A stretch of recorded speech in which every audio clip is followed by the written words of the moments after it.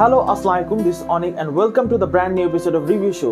আজকে প্রথমবারের মতো আমার চ্যানেলে আমার ফেভারিট 5টা বলিউড কমেডি মুভি নিয়ে আড্ডা দিব। তো অ্যাকচুয়ালি আমরা সবাই জানি বলিউড ফিল্ম ইন্ডাস্ট্রি অনেক পুরাতন এবং আমরা বাংলাদেশের অনেক আগে থেকে ভিসিআর টিভি এবং এখন অনলাইনে বলিউড মুভি দেখে থাকি। তো সেই হিসেবে আসলে 5টা বলিউড মুভি সিলেক্ট করা আমার জন্য অনেক কঠিন ছিল। তারপরেও মোটামুটি ঘাটাঘাটি করে আমার 5টা বলিউড ফেভারিট মুভি নিয়ে আজকে আড্ডা দিব। তাহলে চলুন শুরু করা যাক।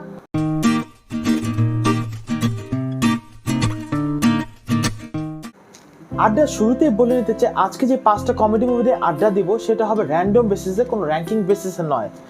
তো প্রথম যে মুভিটা নিয়ে আমি আড্ডা দিতে চাই সেটা একটা ফ্লপ মুভি ছিল। হ্যাঁ, আপনি ঠিকই শুনেছেন, সেটা একটা ফ্লপ মুভি ছিল। এটা রিলিজ হয়েছিল 1994 সালে এবং এটা ডাইরেক্টর ছিল রাজকুমার সান্তোষী। তো যখন এই মুভিটা রিলিজ হয় হলে, তখন আসলে সেভাবে এটা সারা জাগাতে পারেনি। এখানে অভিনয় করেছিল আমির খান, সালমান খান, রাবিনা ট্যান্ডন এবং কারিশমা কাপুর। এছাড়াও ছিল শক্তি কাপুর এবং পারেশ রাওয়ালের মতো বড় বড় অ্যাক্টর। তবুও এই মুভিটা সেই সময় সারা জাগাতে পারেনি। তবে পরবর্তীতে যখন স্যাটেলাইট টিভিতে রিলিজ হয়, তো মানুষ আস্তে আস্তে দেখতে দেখতে দেখতে এই মুহূর্তে এটা একটা কাল্ট কমেডি মুভি হিসেবে কাউন্ট করা হয়। তো গল্পে যাওয়ার আগে একটা আমরা সিন দেখে ফেলি, কমেডি সিন, তারপরে আসছি।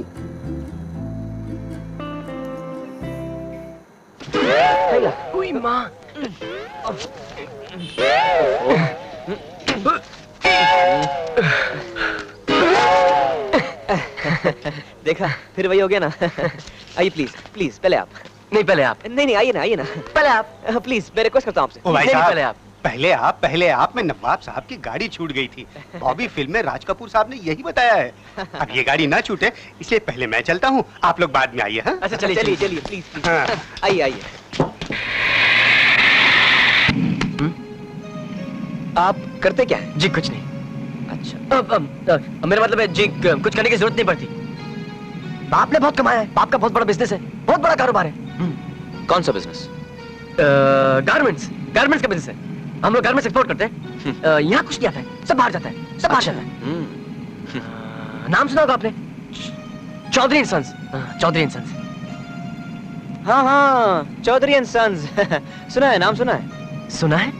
हाँ, क्योंकि आपके यहाँ जो कपड़ा आता है वो हमारी कंपनी से आता है। मैदान ग्रुप टेक्सटाइल कंपनी, बहुत बड़ी कंपनी है। बहुत लोगों को उधार देते हैं हम, सबको उधार देते हैं। चौधरी एंड सन्स, आपका भी कुछ उधार बाकी है शायद। देखूंगा अकाउंट देखूंगा। मेहता टेक्सटाइल? अरे जब मेरा चौधरी एंड सन्स ही नहीं है तो तेरा मेहता टेक्सटाइल्स कैसे हो सकता है? Chaudhary and sons? शक्ल से तो बीड़ी के कारखाने का मजदूर लगता है, साला चूसा आम। ये टोपी आपने कहाँ से ली? फ्रांस से? नहीं स्विट्जरलैंड से। मैं वहाँ अक्सर जाते रहता हूँ, मुझे वहाँ की शाम बहुत पसंद है। नहीं टोपी भी बहुत अच्छी लग रही है, आप पे बहुत सूट हो रही है। साला ऐसे लग रहा है जैसे बंदर के सर पे तरबूज। ये लाल जैकेट आपने कहाँ से लिया? कहीं ये चौधरी एंड सन्स का तो नहीं? नहीं फिर आपने अमेरिका से लिया होगा। नहीं, मैंने ये न्यूयॉर्क से लिया है। न्यूयॉर्क? अच्छा मैंने सोचा अमेरिका से लिया होगा। साला मैं भी फेंकू और ये भी फेंकू, सर्कस का रिटायर्ड बंदर लगता है। आप लोग जा कहाँ रहे हैं? ऊटी तो मैं भी जा रहा हूँ। अच्छा हाँ? आप भी जा रहे हैं? लगता है हम तीनों की मंजिल एक ही है। घूम के देगा सफर। সিনটি দেখে নিশ্চয় বুঝতে পেরেছেন তারা দুজন কত বড় ফাপড়বাজ। তো এখানে আমির খানের নাম থাকে আমার, সালমান খানের হচ্ছে প্রেম। তো আমার প্রেম দুইটা ছোট শহরে থাকে এবং তারা তাদের বাবার টাকা উড়ানো হচ্ছে তাদের কাজ। তা আমার স্বপ্ন থাকে শর্টকাট ভাবে বড়লোক হওয়ার, আর প্রেমের স্বপ্ন থাকে হচ্ছে অভিনেতা হওয়ার, যার জন্য তার টাকার প্রয়োজন হয়।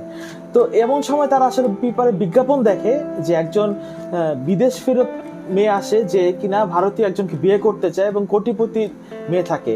তো সেই বিজ্ঞাপন দেখে আমার প্রেম সহ আর অনেকেই সেই মেয়েকে বিয়ে করার জন্য ঝাঁপিয়ে পড়ে এবং সে বিভিন্ন ফন্দি ফিকির করে।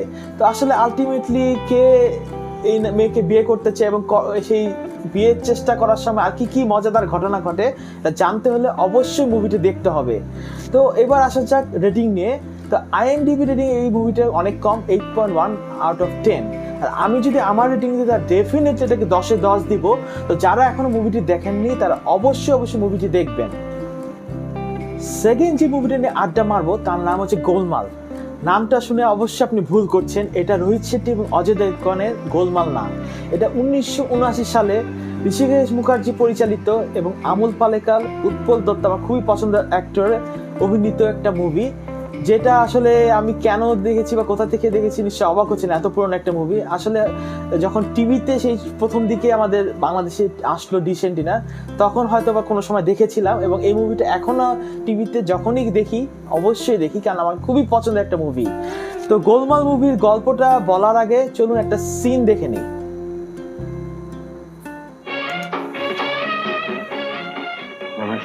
आपका शुभ नाम है Ram Prasad Dasharath Prasad Sharma. Per capita income of the backward tribes of Maharashtra पर उनका शोध ग्रंथ पढ़ने योग्य है सर।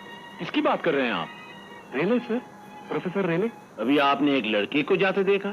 जी हाँ, ये है असली हीरा। अगर तू भवानी शंकर को खुश रख सका तो बहुत कुछ मिल सकता है। राम प्रसाद के लिए और पूरी उरी लाओ।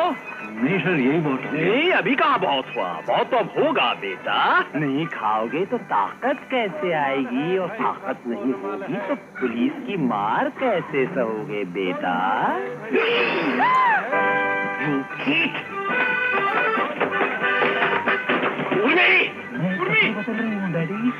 मैं कपड़े बदल रही हूँ। जोर से बोलो। मैं कपड़े बदल रही हूँ डैडी। क्या तू दरवाजा बंद नहीं रखना? एक बड़ा क्रिमिनल आज घर में आ गया है, आज वो मेरे हाथ से बच नहीं सकता। তো এই থাকে আসলে সিনটা দেখে নিশ্চয়ই বুঝতে পারছেন যে খুবই ইন্টারেস্টিং একটা মুভি। তো এখানে আমোল পালেকারের নাম থাকে হচ্ছে রামপ্রসাদ দাসপ্রসাদ শর্মা, খুবই কঠিন নাম, এবং সে থাকে একটা কোয়ালিফাইড সিএ, সে মিউজিক স্পোর্টসে খুব পারদর্শী। তো সে যখন পড়া শেষ করে চাকরি খুঁজতে থাকে, তখন তার এক মামা তার এক বন্ধুর খবর দেয়, যার নাম থাকে হচ্ছে ভবানী শঙ্কর, এবং প্লে করেছে উৎপল দত্ত অবশ্যই। তো ভবানী শঙ্কর থাকে একজন হচ্ছে পুরনো ধাঁচের মানুষ, সে মডার্ন ড্রেস পরা মানুষজনকে পছন্দ করে, এবং সে মনে করে যাদের মোজ নেই তাদের কোনো ট্রেডিশনাল ভ্যালু নাই। তো আমোল পালেকার সেখানে চাকরির জন্য যায়, সেভাবেই তাকে গেট আপ নিয়ে যায় চাকরির জন্য, এবং চাকরিটা পাওয়ার পর আসলে সে কীভাবে এটা কন্টিনিউ করে বা তার কাছে ধরা খেয়ে যায় কিনা, এবং অনেক মজাদার কাহিনী ঘটে। তো এটা জানতে হলে অবশ্যই মুভিটা আপনাকে অবশ্যই দেখতে হবে। তো এবার আসছে রেটিং নিয়ে। তো ইন্টারেস্টিং ব্যাপার হচ্ছে এই গোলমাল মুভির কোনো রেটিং IMDb-তে আমি পাইনি, আসলে কেন না আমি বলতে পারছি না। তো আমার রেটিংটা অবশ্যই দিব। তো আমি এটাকে অবশ্যই 10-এ এটাকে 9 দিব। এটা দেখার মতো একটা মুভি, অবশ্যই আপনারা দেখবেন। থার্ড যে মুভিটা নিয়ে আড্ডা মারবো তার নাম হচ্ছে ধামাল, যেটা রিলিজ হয়েছে 2007 সালে, যেমনটি পোস্টার দেখতে পাচ্ছেন। এটা সিকুয়েল ছিল ডাবল ধামাল, এবং এটা থার্ড একটা পার্ট বের হয়েছিল টোটাল ধামাল 2019 সালে। যদিও টোটাল ধামাল মুভিটা আগের দুটোর সাথে কোনো গল্পের মিল নেই। তো আমি আজকে আড্ডা দিব প্রথম যে পার্টটা ছিল ধামাল, সেটা নিয়ে। তো এটা ডাইরেক্টর ছিল হচ্ছে ইন্দ্র কুমার, এখানে অভিনয় করেছিল সঞ্জয় দত্ত, আরশাদ ওয়ারসি, রিতেশ দেশমুখ, জাভেদ জাফরি, আশিস চৌধুরী সহ আরও অনেকে। তো ধামাল গল্পটা যদি ছোট করে স্পয়লার ফ্রি ভাবে বলতে চাই, তাহলে এখানে দেখানো হয় যে একটা ফ্রেন্ড থাকে, আরশাদ ওয়ারসি, রিতেশ দেশমুখ, জাভেদ জাফরি এবং আশিস চৌধুরী। তো তারা হচ্ছে বেকার থাকে, এবং তারা হচ্ছে যেই কাজটাই করে সেটাই উল্টা হয়ে যায়। তো এমন সময় তারা হচ্ছে একদিন যাচ্ছিল এক জায়গায়, তো এমন সময় তাদের সামনে একটা অ্যাক্সিডেন্ট হয়। তো তারা যখন ওই লোকটাকে উদ্ধার করতে যায়, সেই লোকটা তাদেরকে জানায় যে গোয়া শহরে একটা পার্ক আছে যেখানে ডাব্লু লেখা নিচে 10 কোটি টাকা আছে তার। তো তাদেরকে এই গল্পটা বলতে বলতেই তার মৃত্যুবরণ হয়, এবং ঠিক সেই সময় পুলিশও সেই জায়গাটায় চলে আসে। তো এখন ওরা কি পুলিশকে ফাঁকি দিয়ে গোয়া শহরে যেতে পারবে এবং এই টাকাটা উদ্ধার করতে পারবে, বা টাকাটা পেলেও তারা আসলে কি করবে টাকাটা দিয়ে? তো এই মুভিটা অবশ্যই আপনারা দেখবেন। তো এখন আসা যাক হচ্ছে রেটিং নিয়ে। এইটার রেটিং খুবই কম আছে, 7.4 আউট অফ 10 IMDb-তে। তো আসলে কেন এত কম রেটিং হয় আমি আসলে জানি না, বা কীভাবে এটা কাউন্ট করা হয়। তো আমার রেটিংটা যদি দেয় তাহলেও আমি এই মুভিটাকে অবশ্যই 9 দিব আউট অফ 10। এটা দেখার মতো মুভি, অ্যাকচুয়ালি তার 3টা পার্টি খুবই মজাদার, তো অবশ্যই আপনারা দেখবেন। ফোর্থ যে মুভিটা নিয়ে আড্ডা মারবো তার নাম হচ্ছে হেরাফেরি। এটা রিলিজ হয়েছে 2000 সালে, এবং ডাইরেক্টর ছিল প্রিয়দর্শন। এখানে অভিনয় করেছিল অক্ষয় কুমার, সুনীল শেট্টি, পারেশ রাওয়াল, টাবু সহ আরও অনেকে। এটা সেকেন্ড পার্টও বের হয়েছিল, যার নাম ছিল ফির হেরাফেরি। আসলে আমার মনে হয় না কেউ এই মুভিটা এখন মিস করেছেন দেখা, যদিও কেউ না দেখে থাকেন তাহলে অবশ্যই মুভিটা দেখবেন। তো শুরুতেই মুভিটার একটা কমেডি সিন দেখি, তারপরে এর গল্পটা স্পয়লার ফ্রি ভাবে আপনাদের সাথে আড্ডা দেব।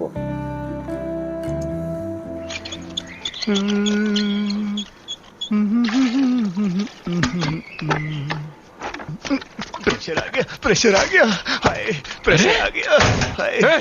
ये क्या बेहुदा हरकत है? ये बेहुदा हरकत ना दिखाने के लिए ही तो मैंने दरवाजा बंद किया है। अरे क्या रे, उधर के चौकीदारी कर रहा है? देखिए ना बाबू भैया, क्या देखूं? इतनी देर से कपड़े धो रहा था, जब मैं बाथरूम की ओर गया तो धड़क से अंदर घुस गया। इसे कहिए ना कि जल्दी बाहर आ जाए, मुझे इंटरव्यू के लिए जाना है। ए, संडास में भी कभी इंटरव्यू होता है क्या? ए राजू, तू बाहर यार, इसको जाने दे। ए बाबू भैया, आप मेरे पर्सनल मामले के बीच में मत आना, समझे? देखो बाबू भैया, ऐसे ही अंदर घुस गया, कुछ कर नहीं रहा वो। दरवाजा खुला रख दिया मैंने, जिस को शक है वो अंदर आके देख ले, खुले दर्शन है बाबू भैया, हाँ। आप बुजुर्ग हैं, आप अंदर चलिए। क्या रे बाबा, भैया, तुम्हारे आजा। लफड़े। चाचा, ये सवेरे सवेरे क्या मेरे को यही देखने का है क्या? बाबू भैया, बाबू भैया, ए, पीले गगन में चले धरती। ये लो।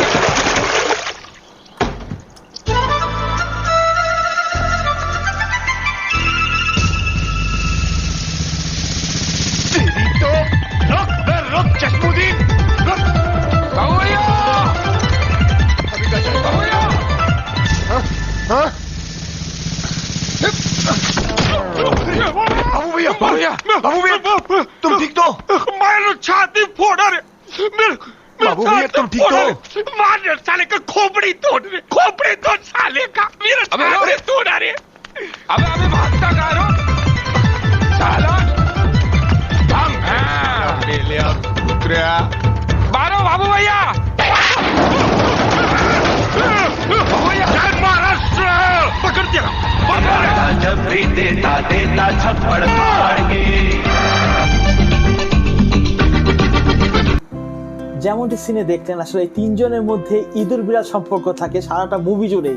খুবই মজা লাগে তাদের তিনজনের অভিনয়। তো গল্পটা যদি ছোট করে বলি, এখানে দেখানো যায় পারেশ রাওয়ালের নাম থাকে হচ্ছে বাবু রাও। তো সে হচ্ছে এই বাসার মালিক থাকে এবং ভাড়াটি হিসেবে থাকে অক্ষয় কুমার এবং সুনীল শেট্টি। তো তিনজনই সবসময় একে অপরের পিছনে লেগেই থাকে। তো আরেকটা ইন্টারেস্টিং পার্ট থাকে, এই বাসায় একটা ল্যান্ড ফোন থাকে যেখানে সব সময় একটা রং নাম্বার ফোন আসতেই থাকে, বিভিন্ন রং নাম্বার ফোন আসে। তো এমন সময় একদিন হঠাৎ করে একটা ফোন আসে রং নাম্বার থেকে, সেখানে একজন কিডন্যাপার ফোন দিয়ে একটা টাকা দাবি করে এবং বলে যে না দিলে তার একটা বাচ্চাকে মেরে ফেলা হবে। তো এই সময় তাদের মাথায় বুদ্ধি আসে এবং তারা বুঝতে পারে যে এটা আসলে ফোন ডাইরেক্টরি ভুলের কারণেই তাদের কাছে ফোনটা আসছে। তো ওই কিডন্যাপার যে আসল লোককে ফোন দিতে চায়, তারা ওই নাম্বারটা বের করে এবং প্ল্যান করে যে এই কিডন্যাপার যে দাবি করে তার থেকে বেশি টাকা ওই লোকের কাছ থেকে নিবে এবং কিছু টাকা তাদের কাছে রেখে দিবে। তো এই পুরো ব্যাপারটা কিভাবে ঘটে বা কি কি মজাদার সিন হয়, এটা অবশ্যই দেখবেন। আপনি যতই গুরুগম্ভীর মানুষ হয়ে থাকেন, এই মুভিটা দেখতে আপনি হাসতে বাধ্য থাকিবেন। এবার আসা যাক রেটিং নিয়ে। তো এইটার রেটিং এই মুহূর্তে IMDb-তে আছে 8.2 আউট অফ 10। আর আমি যদি আমার রেটিং দিই, এইটাকে আমি অবশ্যই 10-এ 10ই দেবো, কারণ আমার কাছে খুবই পছন্দের একটা মুভি। আমি এখনও যখনই সময় পাই এটা দেখি। তো এই ছিল হেরাফেরি মুভির গল্প। আজকের এপিসোডের লাস্ট এবং 5th যে মুভিটা নিয়ে আড্ডা মারবো তার নাম হচ্ছে গোলমাল। হ্যাঁ, এটাই রোহিত শেট্টি এবং অজয় দেবগানের গোলমাল মুভিটি। তো এখানে আরও অভিনয় করেছে আরশাদ ওয়ারসি, সালমান জোশি, তুষার কাপুর, পারেশ রাওয়াল সহ আরও অনেকে। তো গোলমাল মুভির আরও অনেকগুলো পার্ট হয়েছে, যেমন গোলমাল রিটার্ন, গোলমাল 3, গোলমাল এগেইন। তো এই গোলমালে আমি আড্ডা দিব তার আগে আমার একটা ট্রেইলার দেখাতে চাই, একটা মজাদার ট্রেইলার। চলুন আগে ট্রেইলারটা দেখে ফেলি। गुस्से से देख रही हो या शक्ल ही ऐसी है? ओए, लॉलिता तो समीर ही है ना? मैं अजय देवगन हूँ। दाल में काला या फिर काले में दाल। मैं क्या, मुझे क्या वो समझ के रखा है? वैसे आप अमेरिका में क्या करते हैं? अमेरिका में पतंग उड़ाता हूँ। ये तो बोल रहा है कल तू इस कमरे में आया ही नहीं था। ये कब बोला? पूरे चेहरे को क्यों साबुन लगा रहे हैं? पूरे चेहरे पे बाल आते हैं? लोगों को कहाँ कहाँ बाल आते हैं? তো এখন আসা যাক গল্প নিয়ে। তো এখানে দেখানো হয় ছোটকালে যে একটা বন্ধু থাকে, তার মাঝে সালমান জোশি, যার নাম থাকে লক্ষ্মণ। সে খুবই মনোযোগী একজন স্টুডেন্ট থাকে। তো বাকি 3 বন্ধু সবসময় সালমানকে বিভিন্ন বিপদে ফেলায়। তো তো সালমান যে ছাত্রাবাসে থাকে ওরাও ওর সাথে সেই ছাত্রাবাসে থাকে। তো প্রিন্সিপাল একদিন জানতে পারে যে স্টুডেন্ট না হয়ে ওর সাথে থাকে আরও 3 বন্ধু, এই জন্য তাদেরকে এই হোস্টেল থেকে বের করে দেয়। তো ঘটনাচক্রে যখন ওরা হোস্টেল থেকে বের হয়ে যায় এবং ঘুরতে ঘুরতে একটা বাংলো পায় যেখানে একজন দম্পতি থাকে, অন্ধ দম্পতি। তো তাদের এক নাতির খবর পায় যে বিদেশে থাকে। তো ওরা নিজেরাই সেই নাতির একজন সাজে এবং এই বাসায় এন্টার করে। তো এই বাসায় যাওয়ার পরে অনেক মজাদার ঘটনা হয়। অন্ধ দম্পতিকে তারা বিভিন্ন বোকা বানানোর চেষ্টা করে এবং প্রতিবেশীদেরকে বোকা বানানোর চেষ্টা করে। তো ওভারঅল গল্পটা বললাম না, এটা খুবই মজাদার গল্প। তো আশা করি মুভিটা আপনারা অবশ্যই দেখবেন। তো এখন আছে রেটিং নিয়ে। আসলে আজকে যে 5টা মুভি নিয়ে আড্ডা দিলাম তার প্রত্যেকেরটাই কিন্তু রেটিং খুবই কম। কেন যে কম? কিন্তু প্রতিটি একটা কাল্ট কমেডি মুভি। তো এইটার রেটিং যদি বলি, এটা রেটিং হচ্ছে 7.5 IMDb-তে আছে আউট অফ 10। আর আমি যদি আমার রেটিং দিই তাহলে এটাকে আমি 9 দিব আউট অফ 10। তো এই ছিল আজকের মতো এপিসোড। আশা করি আপনাদের ভালো লেগেছে। আসলে আর কি দেখতে চান বা আরও কিছু কমেডি মুভি জানতে চান কিনা তাহলে আমাদের কমেন্ট বক্সে জানাবেন। আমি চেষ্টা করবো আরও একটা এপিসোড করার জন্য, আরও কিছু কমেডি মুভি আপনাদের সাথে শেয়ার করার জন্য। তো আজকের মতো আমার এপিসোডটা এখানে শেষ করছি। আশা করি আপনারা আমাদের চ্যানেলটি লাইক, শেয়ার, সাবস্ক্রাইব করবেন এবং অন্যকে শেয়ার করবেন। তো আজকের মতো বিদায় নিচ্ছি। ভালো থাকবেন, সুস্থ থাকবেন। বাইরে গেলে অবশ্যই মাস্ক ব্যবহার করবেন।